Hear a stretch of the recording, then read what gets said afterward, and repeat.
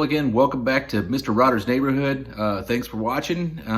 Today we're going to get on something that's kind of been a big pain in my ass from the get-go. The Suburban carburetor, you've seen me do it a few times, but we tried the 403 jetting. It's just got to go. The Oldsmobile 403 jetting is just too lean for this Buick. It spark knocks pretty good. And this thing has only 8.5 to 1 compression, so it shouldn't be spark knocking, so that probably means that it's a lean spark knock, to be honest with you. I have got it up to about 15.72 miles of the gallon. It's not, I don't know if it's consistent. I only did 2 tanks of fuel, so irony at its finest, but it is lean. We're going to see if we can get it a little bit more fattened up, but retain that fuel economy. So big things today is I got the carburetor already on the workbench. I'm going to pull it apart. We're going to change the jets and metering rods. Just been doing some math. I'm going to try a different air horn with larger 80 thousandths air bleeds. Or actually, I think they're 70 thousandths air bleeds. And then, because the original 350 Buick air horn has 50 thousandths air bleeds. So we're going to see what happens. We go up in air bleed size and down in jet and up in metering rod size for the primaries. So stay tuned. That's what we're doing today. Hopefully my next 1,000-mile trip is not me just pampering this baby to get it all the way there and back, but we'll find out. So stay tuned. Well, this carburetor should look familiar. This is the Suburban carburetor. I've had it on here quite a few times. More or less, I'm just going to open it up. We're going to change the jets and metering rods today. Not necessarily see how fast I can do it, but it will go pretty quick because I've done this so many dang times. It is and not having a factory calibration for an 8.5 to 1 compression 400 is what kind of causes this. So it's more or less just trial and error. I have it really close right now, but yeah, that 403 jetting has got to go. So first thing I do is so I just take off your air cleaner stud, secondary metering rods, pull them out because you're going to take the air horn off, and to get that you have to take this off. Well, you don't have to. You can leave it on there. It just makes it really hard to put back on. So it's easier to take it off now than it is later. Next thing to do is you pull off this dash pot. That's the choke pull off.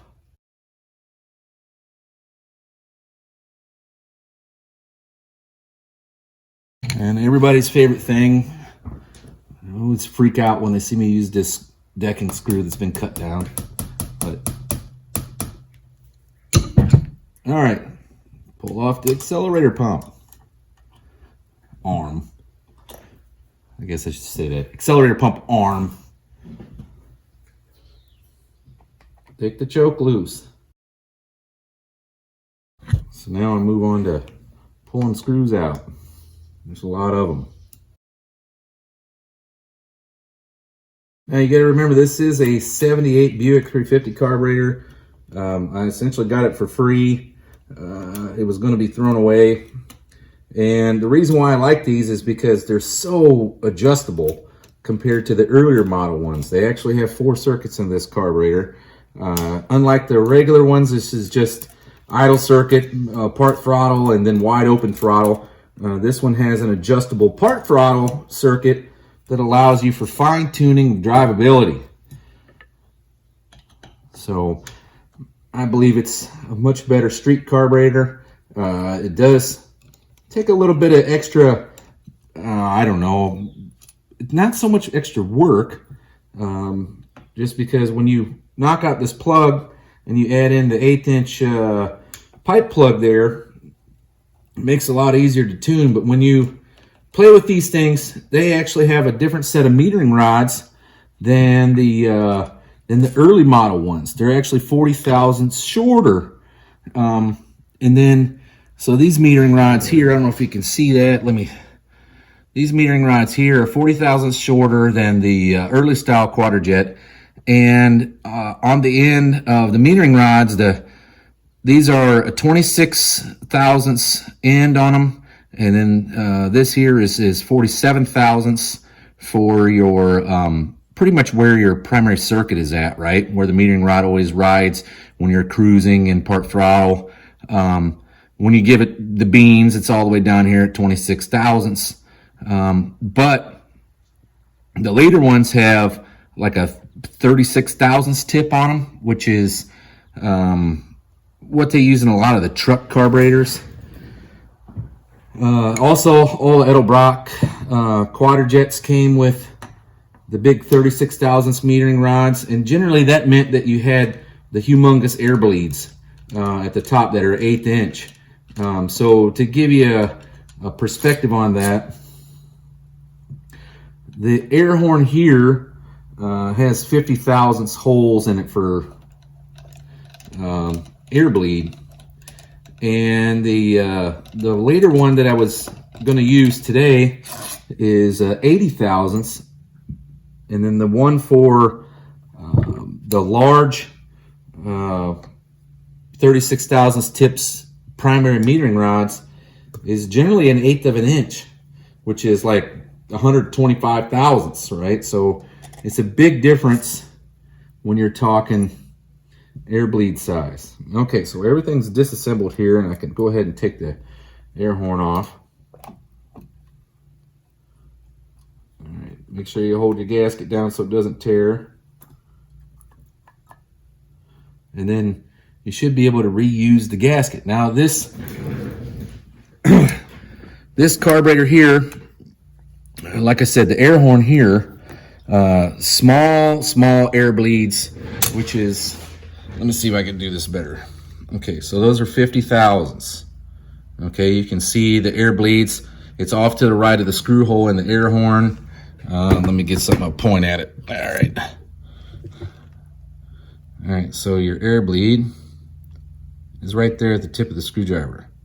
Okay, so that's our 50 thousandths air bleed off of the later Buick carburetor. We're gonna go, this is the air horn off of the Oldsmobile 403. I'm gonna try it out because I noticed that the Big Block Buick is a little bit more responsive, having a larger air bleed. So this air bleed here is 80 thousandths. It's just 30 thousandths larger. Okay, so that's what we're gonna go to today. But the plan is to reuse the gasket.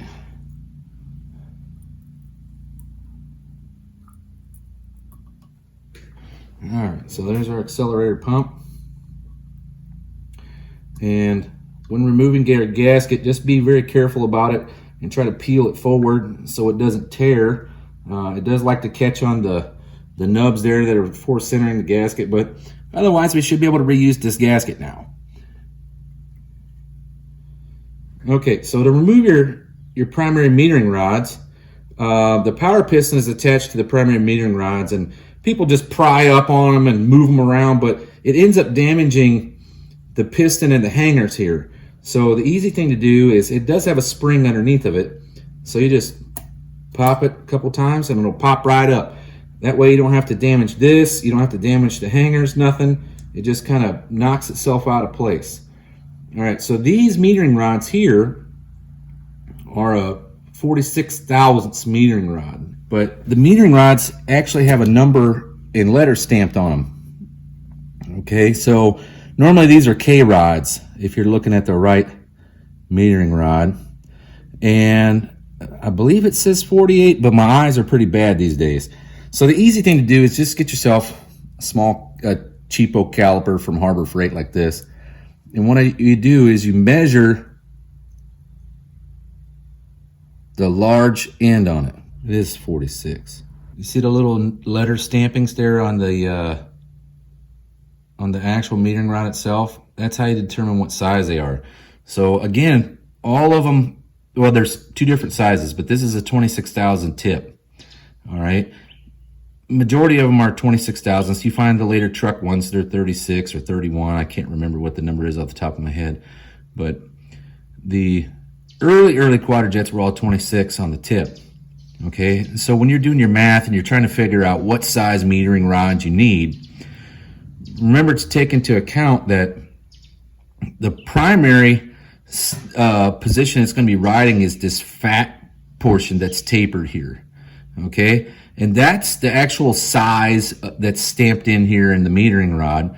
The very end of it is 26 thousandths. So when you do your math, you have to determine, I mean, if it's fat at idle and part throttle, that's this larger part here, right? If it's fat at wide open throttle, that's this little tip down here where it's going to be riding, right? So you needed to take it into account that your idle, well, actually not so much idle because it actually has a circuit inside the carburetor, but at idle, this will be all the way down because the vacuum will be pulling the power piston down at idle. But this right here is your cruise and part throttle. So if it seems lean at cruise and part throttle, that's this part here. If it's lean up here, you know, at wide open throttle, that's the tip at the end. Okay, the only way to fix that is most of them are 26 thousandths unless you had the later truck ones, and I just measure them to determine which ones are what, but you can usually see it if they're side by side. So if it's lean at wide open throttle, you need to go up in jet size. Okay, that's the only way to fix that. These are primarily 26 thousandths at the tip. Now if it's lean at cruise or part throttle, that's this area right here. But so today we're going to change those metering rods, which I believe are 46 metering rods, and then pull out your float, needle seat, or just a needle, and then pop these jets out down here. Now, even if you don't put them in tight, they will have a tendency to be fairly tight. They are brass, and brass does not like to back out. That's why on exhaust, if you use brass nuts on your exhaust and the studs, they don't like to come off. They don't like to vibrate loose. So you don't generally get an exhaust leak with having brass. All right. So our jets, 73s. Yeah, 73s. And so we're going to step things up. We're going to go to a 47 metering rod, which is just 1,000th bigger, right? I mean, it's like you can't even see the difference between the two, probably. One's clean, one's not. One's old, one's new. But the one on the left is a 47, and the one on the right is a 46. Okay? And I'll show you, I have a book that explains a majority of this. But here's our jets. They're 72s.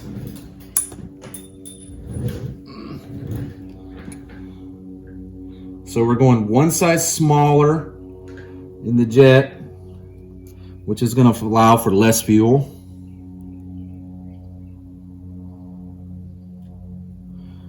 And one size smaller in the metering rod, which is going to allow for, again, less fuel. I'd already changed the metering rods in here from the 403 Oldsmobile. I forgot that the 403 has 52s in the primary, 52 metering rods. These are 46s. This is something I just changed not too long ago, just to see if I could get a little bit more pep out of it and less detonation. And but it does smell rich at an idle and at cruise. So I'm assuming that we need to lean it out just a bit in the cruise section. All right, so your metering rods go in the hanger. They're real easy to put in the hanger, but then you got a small little spring that holds them in place. Not always easy to finagle that spring around. The easiest way to do it is when it's going straight in, and then you can stick it in there. Okay, like so. So you can see that little spring right there. It holds the metering rods in place. So then when they're just dangling, they don't fall off, right? So it has just enough tension on them to keep them in place. All right, so tighten the jets up.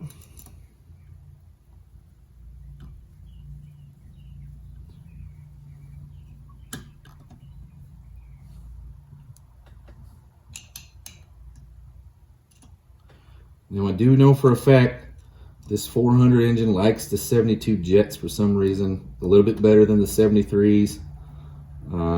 It's more or less just I guess you got to find out what your combination really likes.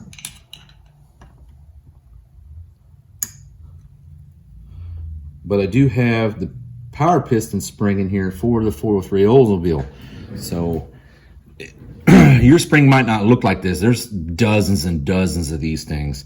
But generally the rule of thumb is the more spring tension and coils that it has, the faster it moves that piston up and down. But it requires more vacuum to do such. Okay, so in this case,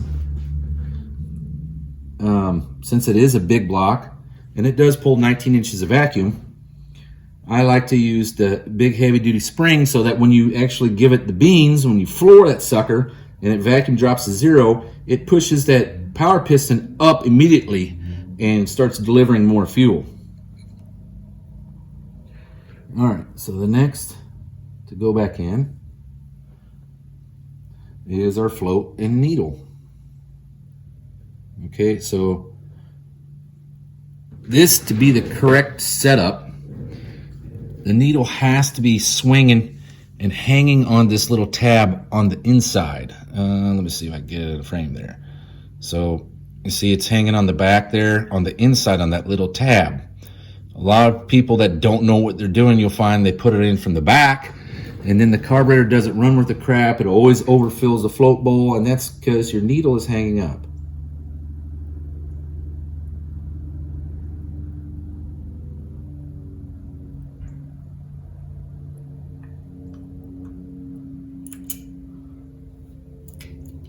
Okay. Drop the cover on.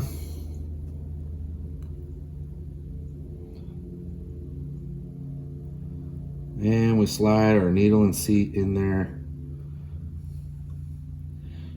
Okay, or our power piston and our primary metering rods. Okay.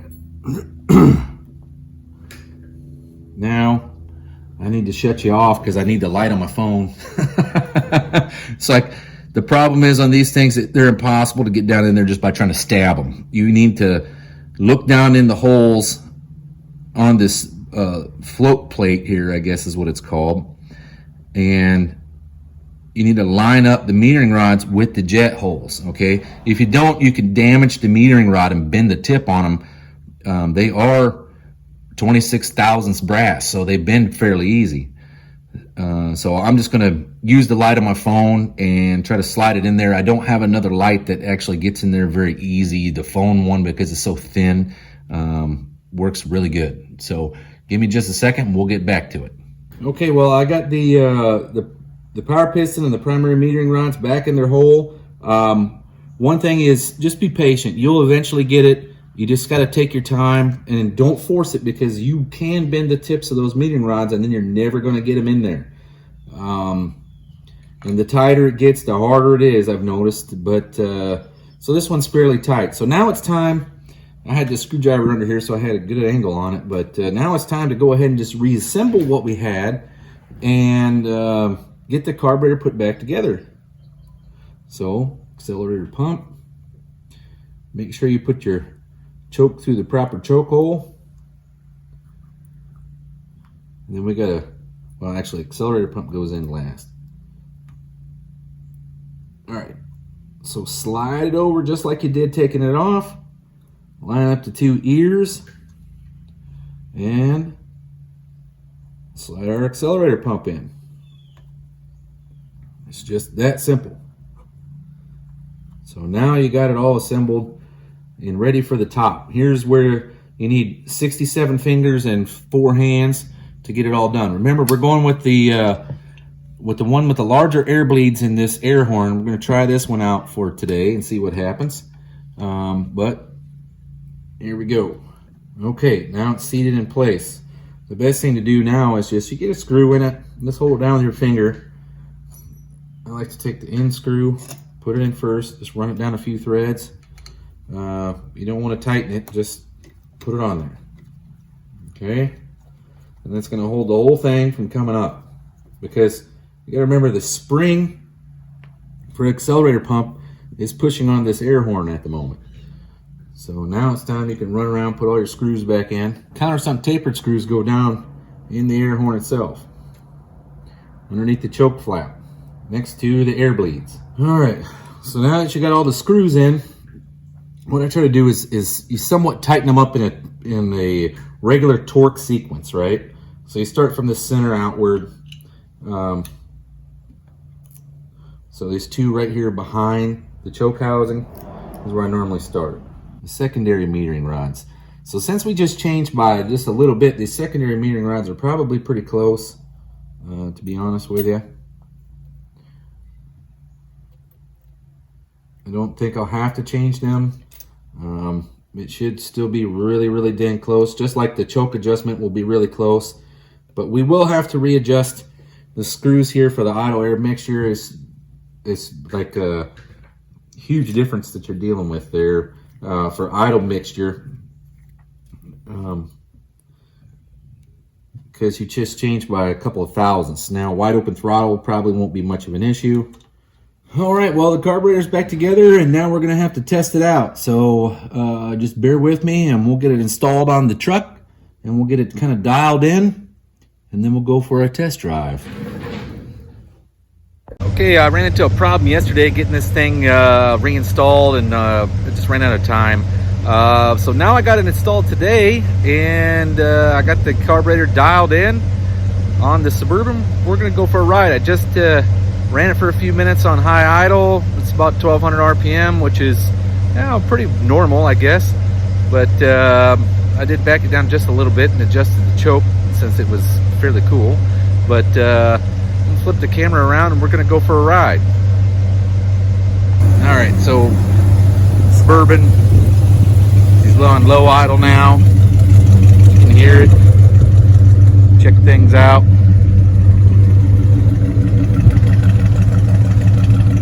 Sounds good. Let's go for a ride. So here we are. There's my check engine light on. And if for those of you that have followed me for a while know what that means, I just pushed on the brake, and so now the converter's in high stall.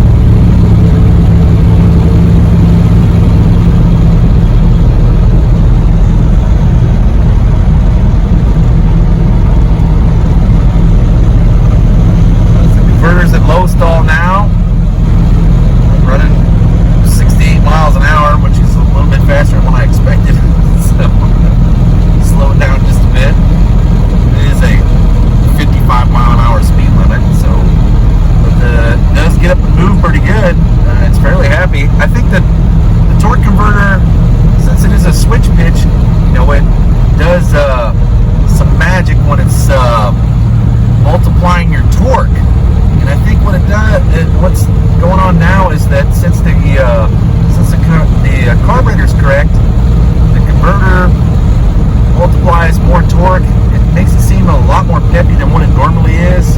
I think it's probably the right idea here. Since I went down in cubes from 455 cubes to 400 cubes, this makes a big difference on this 400 to get it up in its power band to pull right away. It does a really good job.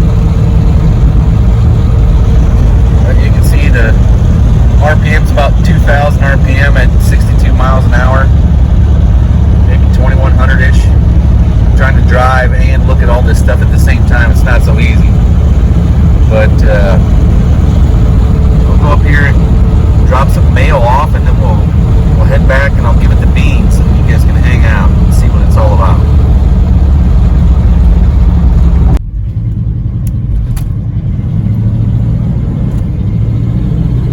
Alright, here we are on our way home. I'm going to give it some beans now once we get around this corner. See how this thing really goes. I don't think I'll be able to manually shift it, but it should run pretty good. And you can definitely tell when you get into the secondaries because she really starts to wind up hard.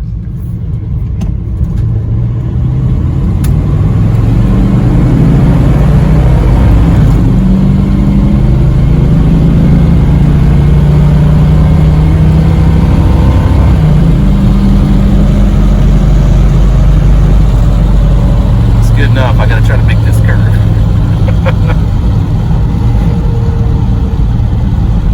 Yeah, it does run pretty good. I'm pretty impressed, to be honest with you. I think I got the carburetor pretty dialed in now. A lot better than it was. It was spark knocking pretty bad before. Well, actually, it was spark knocking really bad with the 403 Oldsmobile calibration in it. And then I tried the 46 metering rods, which got rid of the spark knock because it was lean, but it had its own inherent problems, like it smelled like fuel really bad. But it was getting pretty decent mileage at 15.72. I did have a tailwind that day, so when coming home, Jeffers Motorsports Park was like 14.2, so which is more like it. I'm assuming that it may get 14, 15 if decent now. We'll find out, I guess, because I'm about to drive it to Northeast Dragway tomorrow, so we'll see how it goes. But that's it for now. I'll talk to you later.